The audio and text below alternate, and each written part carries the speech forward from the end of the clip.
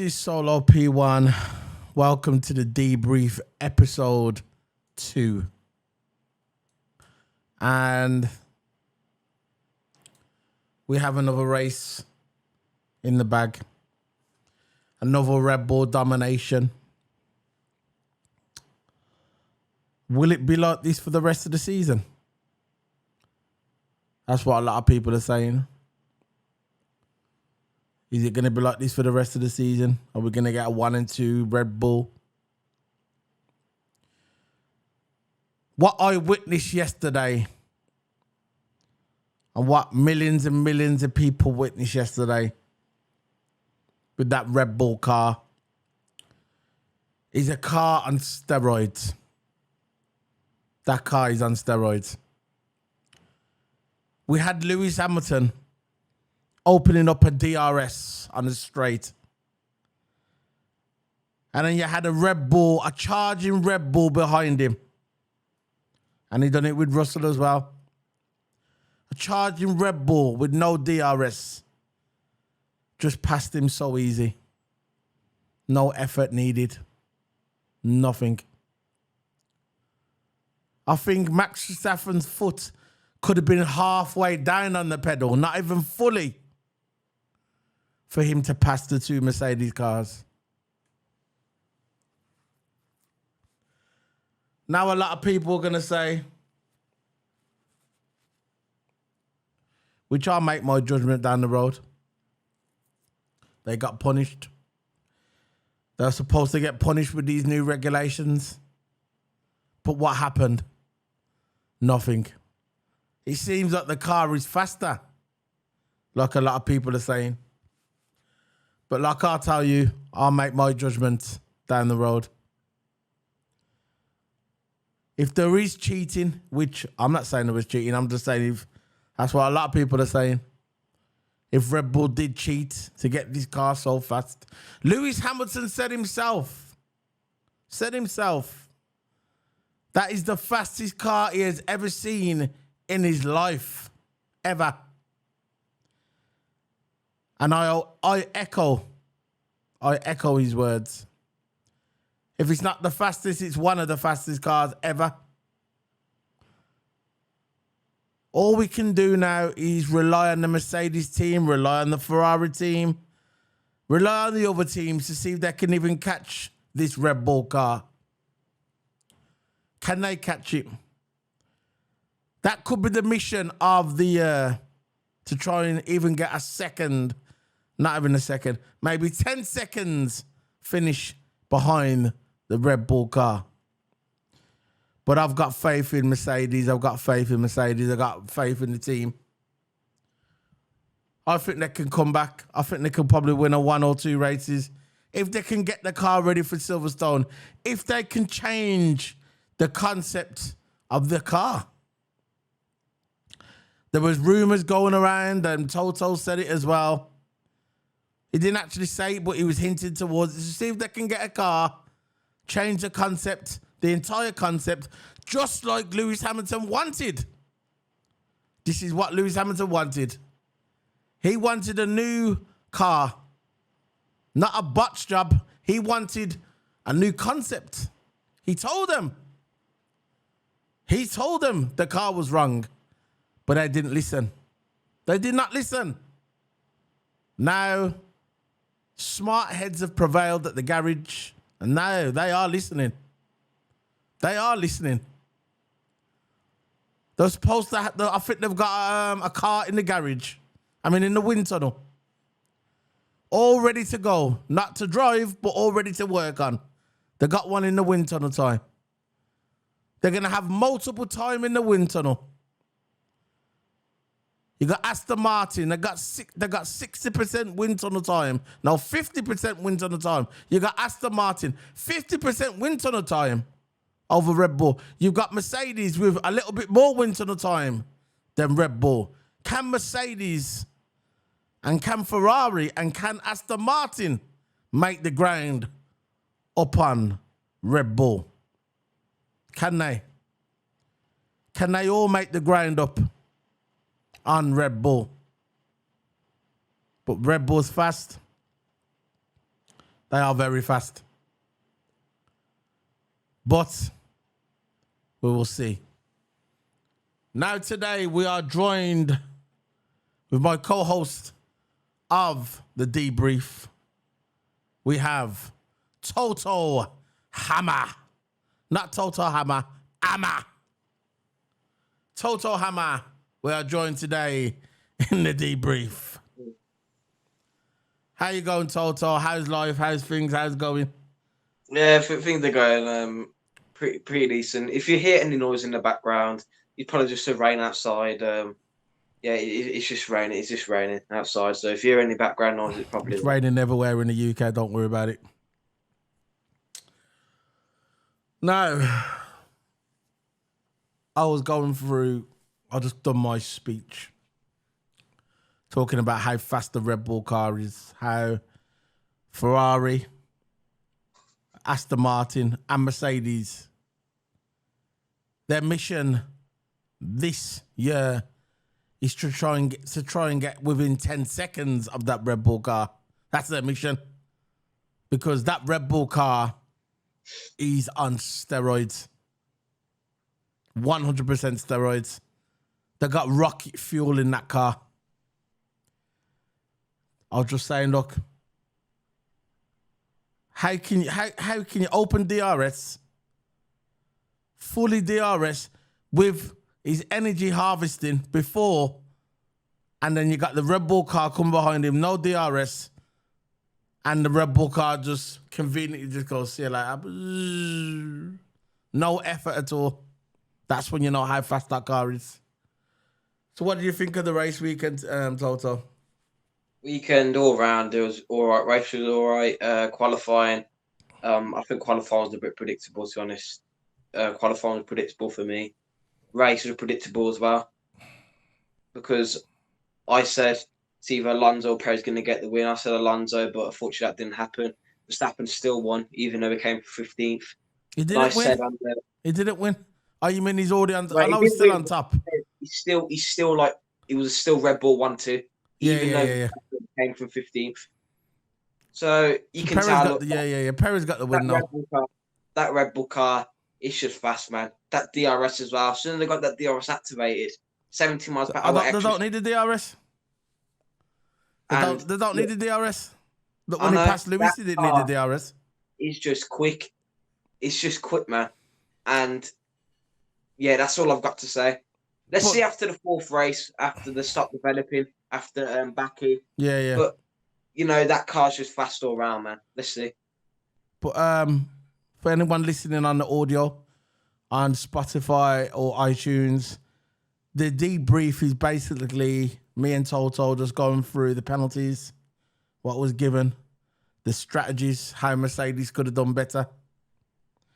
Now I'm going to start first with this strategy. Right. This is what the debrief's about. That's why we call it debrief. I'm going to start with the first one. Is that Lewis Hamilton starting on the hard tyres. Now, I don't understand why they put Lewis Hamilton on the hard tyres. Why? He could have went on the medium tyres. Russell was on the medium tyres. I understand Charles starting on the soft tyres because Charles was near the back, and basically he had to get through the crowd, so he was near the front and hopefully wait for a safety car, which kind of worked out for him, kind of. But why was Lewis on the hard tyres? The hard tyres weren't really tested. They wasn't really tested around here. They should have started on the medium tyres. The medium tyres was the tyres to go. That was the strategy for the two cars. They put Russell on them, but Russell was only a few places in front of Hamilton. So why did they put Hamilton on the medium tyres? On the hard tyres? I think that was a mistake. And obviously, when I put him on the hard tyres, Lewis was complaining about there was no grip. Yeah? There was no grip in the tyres. It wasn't happy with the... it wasn't happy with the strategy. And the only thing he could do is try and let them last halfway through the race. But when the safety car come out, that kind of, smashed it. There goes his strategy again because of the safety car. So what do you think about the safety car with Lewis? I mean, was it not the safety car? The fire strategy. yeah. For me, I would have started with the medium tyres. In the medium tyres, you get a better start off the grid. You potentially gain more positions because you're, of course, on the softer tyre. But when Hamilton started the hards, I was a bit skeptical. I was a bit skeptical. Yeah. And because the hards, don't get me wrong, last for a long race. Yeah. But the medium tyres, it will wear out after a while. As you can see during the race, it was behind Russell and them medium tyres. And you know this as well. I know, yeah. They're going to wear out really, really quickly. The top, yeah. Quickly. And to me, I think he made a mistake because if you start with the medium tyres to the hard, that will take you comfortably all to the end of the race. Yeah. And that's the strategy I think Hamilton should have went for. Yeah, Mercedes should have went for. And I think about it, what I would have started on the medium tyres because you know there's going to be a safety car. Yeah. You know there's going to be a safety car. 100% you know there's going to be a safety car. So why starting the hard? It made no sense. It made no sense. When I saw Lewis on the hard, first thing I thought is, mistake. He's going to complain about the grip. The grip won't be there. He's going to lose time. And it just did not make sense. He should have just stayed on the medium tyres, put them both on the medium tyres. Lewis, like you said just now, he would have probably gained some more positions. He would have had more grip. Guaranteed a safety car here. Guaranteed. So again, I thought that was they dropped the ball with Lewis there.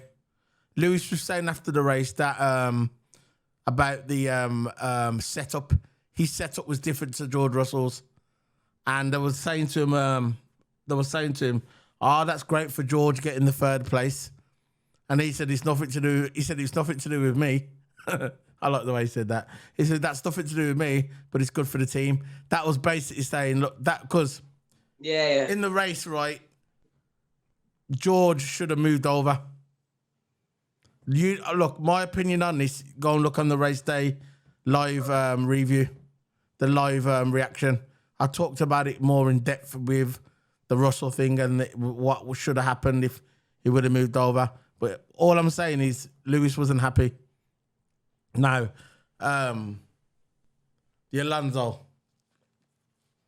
I'll leave it with the Alonso thing if you want. The Alonso, the FLI thing. As you all know, at the end of the race, Alonso got the podium, but it was given to George Russell due to that 10-second time penalty. Yeah. But the FIA said after that race, look, we can't, assuming made a decision, we can't change. Even Damon Hill said it. The FIA can't change their decision now.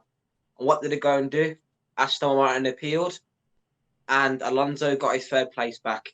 That's basically the FIA just contradicting themselves, really. Yeah. Just contradicting themselves. All the time. And the 5-second time penalty was for being out position on the starting grid. Yeah. And he served it on the safety car. Look, for me, in my opinion, this is just my opinion. You don't have to agree if you don't want to. But I think you agree with this. I don't think the drivers should be serving penalties under a safety car. No. Because that just gains a big advantage, and it could gain them a big advantage during the race. Because look, safety car benefits them, come in the pit, serve the penalty, 5-10 seconds, back out again, and it's like a cheat code. It's similar because in my opinion, I don't think the drivers should be pitting for penalties under a safety car, and that's just me. I agree. To be fair, I didn't even know you could do that, I thought that was against the rules anyway, so I'm a bit behind on that one. Yeah, it does seem a bit cheat. It's kind of a cheat mode to put under the safety car. I mean, to serve your penalty under the safety car. Remember that the penalty was served because at the beginning they said his car was out a bit on the left. A bit like what happened to Ocon. This what happened to Ocon.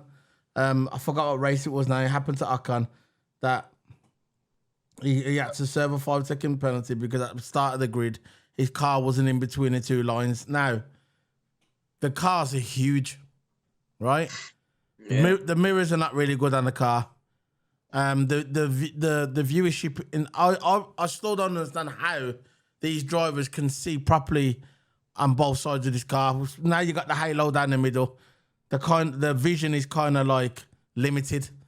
So getting a 5-second time penalty, I think that's a bit. I know it's the rules and it's the way it is. But the thing what stood out for me was over this Grand Prix is the fact that they gave Alonso a 10-second time penalty. First they said it was 5 or something like that, yeah? Didn't they say it was 5 during the race? They said it was a 5-second time penalty. And for him to get on the podium, they said he had to finish 5 seconds. Basically, Russell was in 4th place. He was in 3rd place. And they said he's going to receive a 5-second time penalty. So basically, Alonso started speeding up so we could still get on the podium. He did it. He finished above 5 seconds in front of Russell. And then they said, oh, no, you're not going to get it. You're going to get a 10-second time penalty. And then the FIA says, okay, you're going to get that. That's what you're getting. And then about a few hours later, they reversed the decision and gave the spot back to Alonso. Now, they would have never done that with Lewis. No, I don't think so. We know that would have never happened with Lewis Hamilton. That would have never happened. No chance. They would not have reversed that for Lewis Hamilton, but they reversed it for Alonso. I'm glad Alonso got the 3rd place. He deserved it. All weekend, Russell said in the press conference that he said, I shouldn't be here, really. It should be Alonso. He said the rules should be more clear. I agree with him. The rules are still not clear. And I think it was just another debacle by the FIA and stewards. Clueless again. Always messing up. Always controversy. It seems like every race now that we're going to, there's always some sort of controversy decision by the FIA and stewards. They're never transparent and they always flip and flop around the rules. What do you think about the FIA rules and the stewards and all that rubbish? Yeah, I just don't know. Why can't the FIA just stick to one decision? Just be more transparent, be more simple. It's like with last year, 2021 season, 2022 season, the rules were just all wrong. All wrong. It was all a big, massive debacle. And they need to fix up the decisions. Just like I said, be more transparent, be more simple, make the rule where the drivers can actually understand. And yeah, just fix the decisions with FIA. It says, regarding this penalty thing, what happened, what played out, the Spaniard was initially punished when the stewards decided a rear jack was illegally in contact with the car when he was serving an earlier penalty for a grid box infringement. After Aston Martin appealed, it was agreed that touching the car while serving a penalty did not break the rules on working on the car. So again, FIA, stewards all over the place. But that's just the way it is. That's Formula One in 2023. So that's it really about the debrief. We just wanted to talk about them two technical stuff. That's what stood out for us. We all know what's going on with Max Verstappen. His dad didn't look happy, did he? When Perez got it. Yeah. His dad didn't look happy. Remember what was saying about Perez? About turning the about some numbers or something. He goes, "Is Max Verstappen doing it?" And they said, "No." Oh yeah. Basically, it was on the radio, and then the race engineer said, if I can remember from yesterday, target plus 33. Yeah. And then Perez said, "Is Max doing the same, target plus 33?" Yeah. And his race engineer on the radio said, "No." And then Perez said, why are you telling me to do that then? That's basically what you're saying. Does Perez sticking up for himself, I guess, and he should. Yeah. If he went to win this title, because the title's between them two, if Perez wants to win his title, this is his only chance he's gonna get. I said this yesterday on my live reaction at the end of the race. Perez has to stick up for himself. He needs to drive the car. This is his only chance he's gonna win a world title. His only chance. So good for Perez for sticking up for himself. And that's the end of the debrief episode 2. If you want to listen to it, it'll be on YouTube. And it's also on my Spotify and iTunes. Toto's got a video coming tomorrow. He's going to be talking about the Formula One and the Liverpool stuff. So he'll be on tomorrow. Toto. He's doing a. I'm not sure if he's going live or recorded. I'm not sure, but he's just look out for his channel. The link for his channel is in the description below. All my stuff for all my socials. Scan that QR code where it says "Scan me." That opens up a portal, and you'll see all my channels, like my Spotify, iTunes, my Twitch channel, my Twitter. Everything is on that QR code. So scan that for you. If you haven't got your phone with you, look in the description below, and you'll see the link on the link tree. And that's it, man. I got a video probably coming up in the middle of the week. It's going to be episode 52 of the Flaming Tarmac. That's going to be dropping sometime this week, so look out for that on my channel as well. Remember, again, I have to wait till Friday to go live again, but when I come back on Friday or Saturday this week, which will be, let's have a look at the date now, because it's the 20th today. I'll be back on the 25th of March. So after the 25th of March, I'll be back doing live videos again. And what I'll do, I'll just suddenly upload these every couple of hours so you guys can have a look at it. The videos, because they're recorded. So that's the end of the video. So that's Solo P1 signing out and Toto Hammer. You got anything left to say, Toto? Nothing really much else to say now. Okay, see you later, guys. Bye.